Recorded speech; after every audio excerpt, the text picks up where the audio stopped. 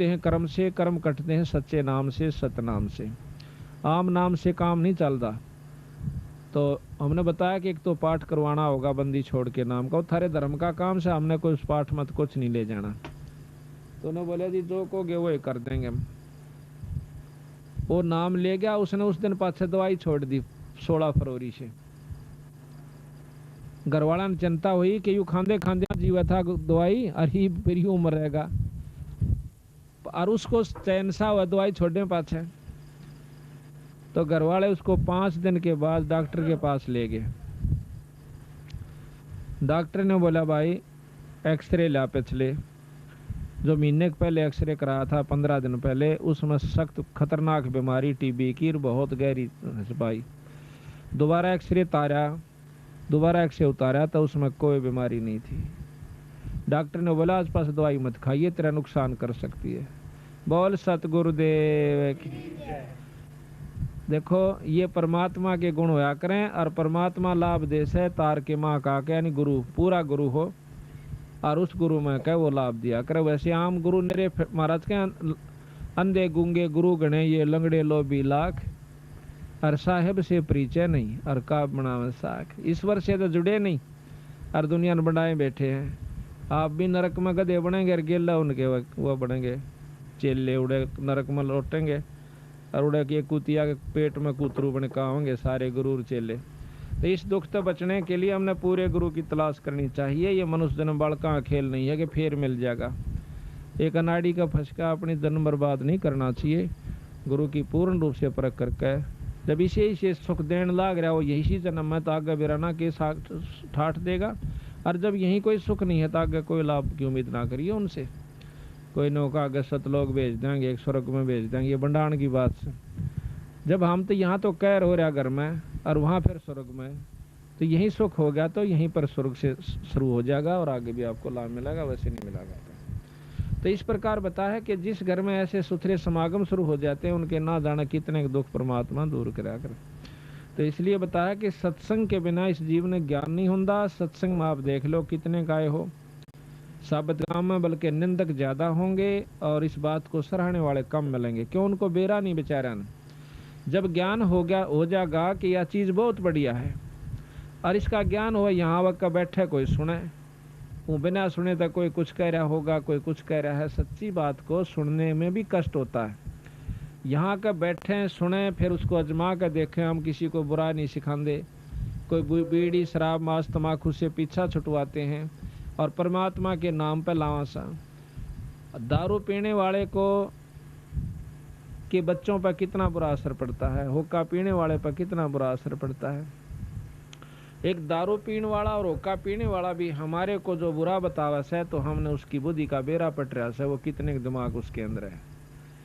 आप तो सारे काम करे, ताश भी खेले और वो भी सत्संग की निंदा करता है, तो आप हिसाब ला लियो वो कितना कामिल आदमी से जो हमारी निंदा करता है। फिर निंदक के बारे में कबीर साहब ने कहा है कि निंदक मेरा नाम रो और बसो ना मुझसे दूर। भाई गाम गौरव गंदगी साफ करया करे सूर। जो गाम गौरव गंदगी हो से उसने सूराए का काम हो से उस गंदगी ने साफ करने का। निंदक जो भगत का होता है वो सबसे प्यारा हो से उसका, वो उसके सारे अड़ंगे ने साफ करता है, उसकी सारी बुराई ना आप ले लेता है। इसी प्रकार कहा है कि जब तक हम सत्संग में नहीं आवांगे तो हमने क्या का ज्ञान नहीं होगा। अब सत्संग ये भी नहीं जरूरी होता कि लाखों आदमी इकट्ठे हो जाए जब बस सत्संग हुआ करे। 2 भाई बैठ के ईश्वर की चर्चा कर लें वो भी सत्संग कहलाता है। हो सकता है उसकी उसी में सद्बुद्धि आ जाए और नाम लेने की चेष्टा बन जाए। तो इसलिए बताया सत्संग मोक्ष की दारा कोई समझ राम का प्यार। सत्संग मोक्ष की दारा कोई समझ राम का प्यार। अब सत्संग का सुनना कोई बड़ी बात नहीं, सत्संग तो बहुत सुन लिए होंगे, पर उसको समझना नाम सत्संग का उस है। अगर समझाएंगे नहीं तो सुनी सुनाई बातों पर कोई लाभ नहीं होगा जब तक हम समझेंगे नहीं। कैसे? जैसे मीराबाई ने समझा और सेऊ नाम के एक सम्मन ने समझा, सेऊ ने समझा, इनका नाम सत्संग समझना उसे। किस प्रकार कि मीराबाई ने एक बारात देखी और उसमें दुल्हा देखा सजा धजा, सिर पर उसका मुकुट मोड़ और अच्छे उसकी खूब छवि। इसने देख के वह मीराबाई बालक सी थी ने बोली, माँ यू कौन से यू फलानी का बनड़ा से।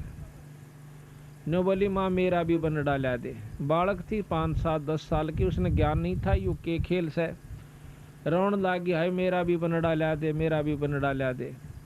उसने उठा के कृष्ण भगवान की मूर्ति जो कि 1.5 हाथ के करीब थी, बहुत सुंदर मुकुट सजा रखा था, गल में माला डाल रखी थी, उस बनड़े से भी ज्यादा उस सजा हुआ था, वो ला करके उसको दे दिया। ले बेटी यू तेरा बनड़ा, के नाम से कृष्ण भगवान। उस दिन पाछे उस मीराबाई ने उस ईश्वर को परमात्मा भगवान रूप में समझ कर और उससे अपना पति स्वीकार कर लिया। और साथ में ये गुण बताया उसकी माँ ने जितना बेरा था कि ये परमात्मा है, ये कभी मरता नहीं, अजर अमर है, और इसके साथ जुड़ जाने से बहुत लाभ होता है, सुख देता है, स्वर्ग में पहुंचा देता है, मुक्ति कर देता है।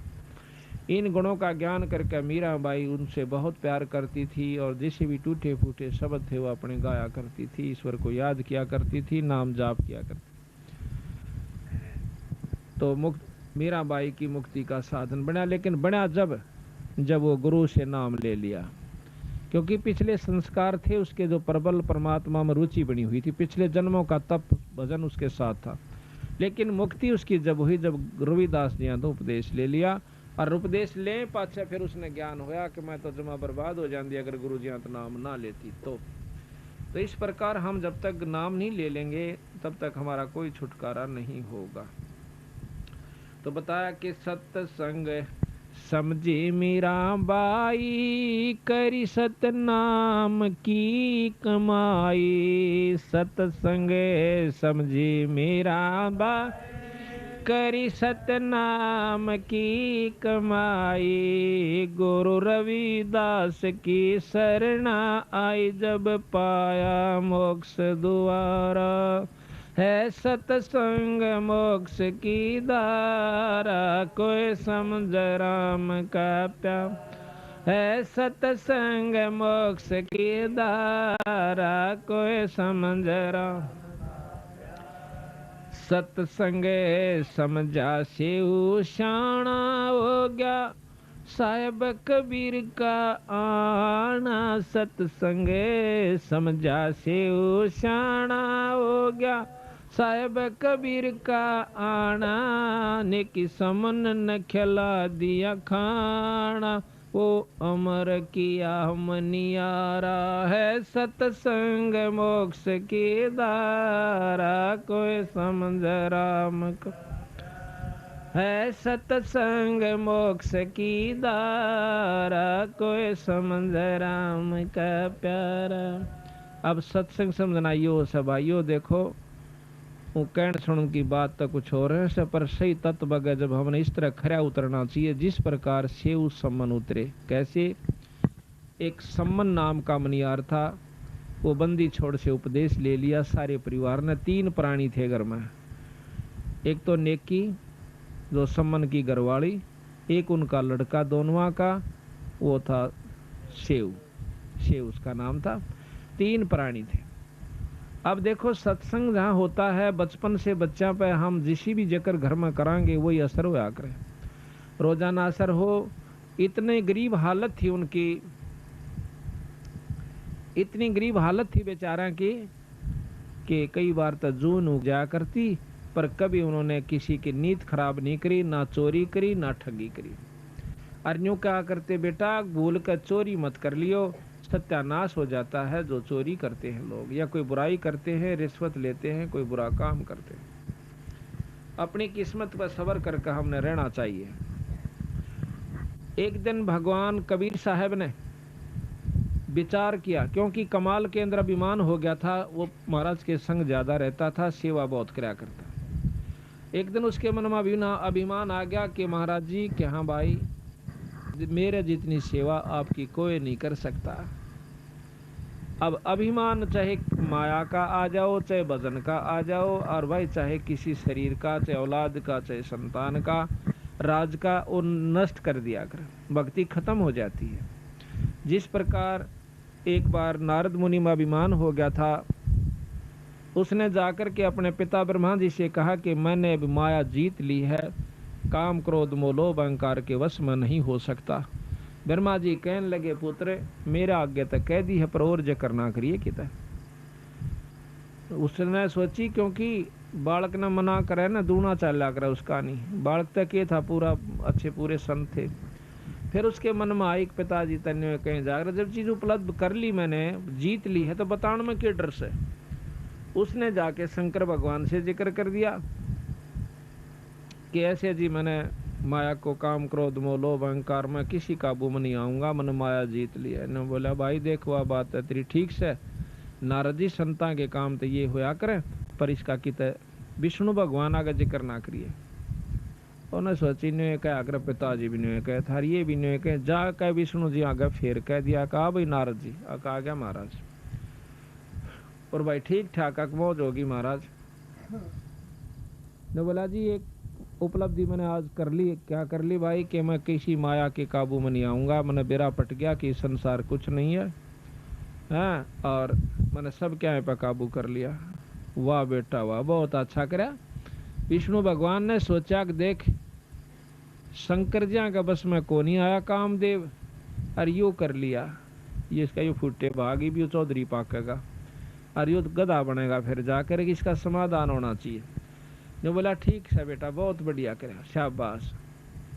और यूं कह कर नारद जी चल पड़ा तो रास्ते में एक मायावही महल एक नगर बनाया। उस नगर के राजा की कन्या की शादी का उपलक्ष्य हुआ। उसमें बहुत से राजा इकट्ठे हुए। अब उसने नारद ने पूछा रहा ये कि रोड़ा सा हो रहा, बाजे बाजन लाग रहे और भाई बड़ा खूब धूमधाम हो रही। किसी ने बता दिया कि यहाँ फलाने राजा की कन्या का विवाह है। नारद ने सोचा चल देख लेते। अब मन में आता है कि क्यों ना यहाँ शादी करवा लूं, पर शादी तेरी हो क्यों करे, कन्या बहुत खूबसूरत और तेरी सूरत ठीक को नहीं। तो उसने भगवान विष्णु से अर्ज करी कि मुझे अपना रूप दे दे। अब भगवान विष्णु प्रकट हुए, कहने लगे बोलो ऋषिवर क्या चाहिए कि ऐसे ऐसे कन्या का विवाह है और उसने अपना पति चुनना है और जो खूबसूरत पति होगा उसको चुनेगी, आप मुझे अपना रूप दे दीजिए। नो बोले तथास्तु। तो उन्होंने बंदर का मुंह ला दिया उस नारद जी का। अब नारद जी सोचे कि तेरा जो शकल है विष्णु भगवान की हो चुकी है और तेरे जितना सुंदर इस सृष्टि में कोई नहीं, और कन्या तुझे जान दे अपनाओगी। अब वो कन्या माला लेकर के घूम रही होती है और नारद जी का दोहरे का लिकड़गी। उसने सोचा तो देखा को नहीं, ये ना तो आई चुन लेती। आगे जाके फट मुंह काटा सारा तागा आके उस और लड़की ने और मुंह फेर कर दूर के लिकड़गी। फिर आगे पहुंचा देखा कदे फेर कसर रहेगी वो। आखिर में उसको शीशा दिखा दिया एक ने खड़ा होकर अपनी शक्ल तो देख ले तुम। शक्ल में देखा है तो बंदर का मुंह हो रहा। तो वहां से समझ गया कि मेरे को जो है ना विष्णु भगवान ने ठग लिया। और थोड़ी देर में आ जाता है खुद विष्णु और उस कन्या के सामने खड़ा हो जाता है और वो कन्या उस विष्णु जी के गले में वरमाला डाल देती है।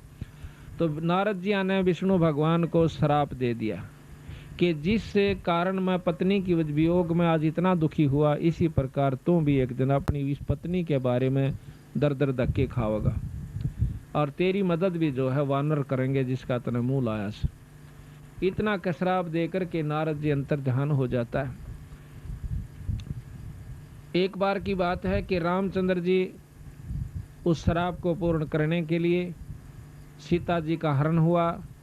राम वियोग करता हुआ घूम रहा जंगल जंगल में पहाड़ा के ऊपर। तो नारद जी पहुंच जाते हैं। नारद जी ने पता तो हो गया कि तेरे कारण इन्होंने कष्ट पाया। पांव पकड़ कर रोने लग गया। ने बोला महाराज मैं पापी जीव सूं, अपने स्वार्थवश आपको मैंने श्राप दे दिया है और आज आप मेरे कारण दुखी हो रहे हैं। कोई बात ना बेटा, मैं तो इस दुख ने ले मरूंगा पर तेरे पर नहीं उठाओ। तेरे को सुखीकरण की खातिर मैंने ये सारा कष्ट मोल लिया है। हम तो पार कर जाएंगे इस कष्ट ने, पर तेरी सी दुर्गति हो जाती तो कुत्ता और गधे की चुनी में जाता अगर तेरा अभिमान उसमें मैं नहीं तोड़ता। तो इस प्रकार अभिमान जो बहुत खतरनाक होता है। तो भगवान कबीर साहब ने सोचा कि कमाल की तो बिगड़गी बनी बनाई कहानी, इब इसमें यो अभिमान हो गया कि तेरे जितनी सेवा महाराज ने की कोई नहीं कर सकता। एक दो दिन के बाद महाराज ने कहा कि भाई कमाल, ऐसे ऐसे एक भक्त है अपना सम्मन नाम का मनियार, और उससे मिलन जी कर रहा से, चलोगे? हाँ महाराज, मैं तो आपके संग जरूर चलूंगा। एक शेख फरीद नाम के संत हुए हैं जो कि पहले बहुत तपस्या की, तप किया, उल्टे कुएं में लटक गए थे, फिर भी परमात्मा अल्लाह खुदा की प्राप्ति नहीं हुई, मुसलमान थे। बंदी छोड़ कबीर साहब ने, जब उसने 12 वर्ष कुएं में लटकते हो गए और काग आगे आंख काटना, तो उस समय उस शेख फरीद ने न्यू कहा था, भाई कागो, मेरे हाडा ऊपर कोई मांस बच रहा हो तो उसने खा लो, क्योंकि अस्थि पंजर हो गया था, उसका मांस नहीं रहा शरीर का ऊपर। 12 वर्ष में 1.25 मन अन्न, महाराज गरीबदास जी ने लिखा है कि शेख फरीद ने खाया था 1.25 मन 12 वर्ष में। उसके अभाव से यानी शरीर ऐसा हो गया था जैसे हाड़ न्यारे चमके थे, कति मांस नहीं था। फिर भी उसने कहा कि भाई काग कव्यो, अगर मेरे शरीर पर कितना मांस का टुकड़ा बस क्या हो तो उसने खा लो, पर मेरी आँख ना खाइयो, हो सकता हमने परमात्मा अल्लाह का दीदार हो जावे, दर्शन हो जावे। न्यू कह करके वो रो पड़ता है, आँखा में पानी भराता है।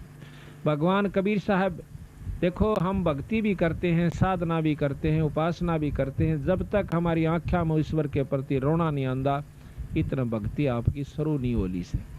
तो जब उसकी भक्ति शुरू हुई, वो रो पड़ा जब भगवान कबीर साहब सतलोक से आकर वहाँ प्रकट हो गए थे और उसको बाहर निकाल लिया कुएं में। तो वह जो का तो जुगाड़ सा सारा न्यू बोला, भाई भगत जी तो किस लिए इसमें लटक रहा कुएं में? कि परमात्मा पाने के लिए, अल्लाह पाने के लिए, कि मैं तेरे सामने खड़ा, मैं अल्लाह हूँ, खुदा हूँ। न्यू बोला, ऐसे नहीं, परमात्मा तो बेचगुण होता है, परमात्मा यूं होता है। बेचगुण कहते हैं निर्गुण को, कहते हैं निर्गुण ने तू देखेगा क्यों करे, सरगुण में तेरे सामने खड़ा। और बात सुन दे कि इस तप से तो तीसरे जन्म में कुत्ते की जुनी में जागा, तप से राज होता है, अगले जन्म में तू राजा बन जाएगा और तीसरे में कुत्ता बनेगा। ये साधना इस तप से होगी। अब भाई शेख फरीद की तो पिंडी कापी, कोट बड़ा मुकदमा मोल लिया और फिर यो इसका फल मिला। तो महाराज कहते हैं, वो है पेड़ बबूल का आम कहाँ से खा, बहुत रहे तुम कीकर और बाट देखो आम लागण की। साधना भी गलत करो, मर पड़ के को साधन शुरू भी करते हो तो वो भी गलत कर रहे हो। तो ने बोला, जी फिर मैंने कोई रास्ता बता दो। रास्ता बताऊंगा, खाए का दा टूक, यानी फल खवाए, फिर उसको रोटी खवाए। कुछ फल खाओ, महाराज कहते हैं कि इतना ना खाओ कि आपका पेट भर जाए और आपको नींद आ जाए, ज्यादा नहीं छकना चाहिए। प्रथम अंजल संयम राखा है, योग युगत सब सतगुरु भाखा है, योग लक्षण सब सतगुरु भाखा है, यानी थोड़ा खावे, इतना खावा जितना आवश्यक हो, जरूरत से ज्यादा नहीं खावा, ना कति कम भी नहीं खावा कि जमा पेट मात्र जो ना गड्ढन लाग जाए। हिसाब का खाओ और फिर अपना भक्ति करो, डट के काम भी धंधा करते रहो। तो फिर शेख फरीद को उपदेश दिया, नाम दिया। जब उस शेख फरीद का पीछा छूटा और भक्ति का साधन बना, फिर वो शेख फरीद बंदी छोड़ कबीर साहब के साथ रहा, ये प्रमाण मिलता है। तो शेख फरीद, कमाल और कबीर साहब उस सम्मन नाम के भगत के पास आ जाते हैं और उस सम्मन की इतनी बुरी हालत थी बेचारे की कि रोटी भी एक समय की उग जाया करती थी, इतना गरीब हालत में थे। और लेकिन प्रेम परमात्मा में इतना गजब था कि जो ही सामने 3 संत दिखाई दिए तो तीनों प्राणियों ने जब पता चला कि महाराज जी आगे हैं, एकदम जो भी जिस काम में रत था वहीं छोड़कर डांक मारी, देड़िया में आगे खड़े हो गए, लंबी डंडौत करी और रोन लागी नेकी खड़ी होकर कि भगवान, हमारे कौन से सुथरे दिन आए जो आज परमात्मा हमारे बारने आगे आ गया। हे सतगुरु, आपने हमारे ऊपर ऐसी कौन सी रजा करी, दर्शन दिए और हमारे जैसे तुच्छ जीवों के पास आप आ गए, राजाओं को छोड़ के। क्योंकि कबीर साहब के उस समय बहुत से राजा विशेष हो गए थे, सिकंदर लोधी, बिजली खां पठान जो कि मगर देश का राजा था, और वीर सिंह बघेला जो कि काशी का नवाब था, और भी बहुत से राजा थे जो कि कबीर साहब के शिष्य हो गए थे। तो महाराज ने कहा कि बेटी, हम आगे हमारा दिल करा कि आज उनको मिल का आवा।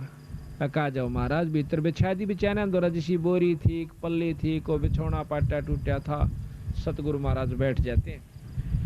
बैठने के बाद पानी पात प्या करके तो सम्मन कहने लगा महाराज जी भोजन का बताओ, क्योंकि शाम का समय था। तो कबीर साहब ने बोले भाई रोटी तो खावांगे, भूख लाग रही से, भोजन तैयार करवाओ, भूख लगी हुई। बोला अच्छा जी। अब सम्मन घर ने आकर अपनी पत्नी से पूछे है कि महाराज जी रोटियां की कैसे कि भोजन का की बहुत से। वानो बोली जी घर में एक दाना भी नहीं से अन्न का। तो कहने लगा किसे तो मांग लिया उधारा। कबीर साहब तो वह नेकी कहने लगे जी 2-3 घरा में गई हूँ, कोई उधारा नहीं देता। तो वह कहने लगा ला तेरा ये ओढ़ना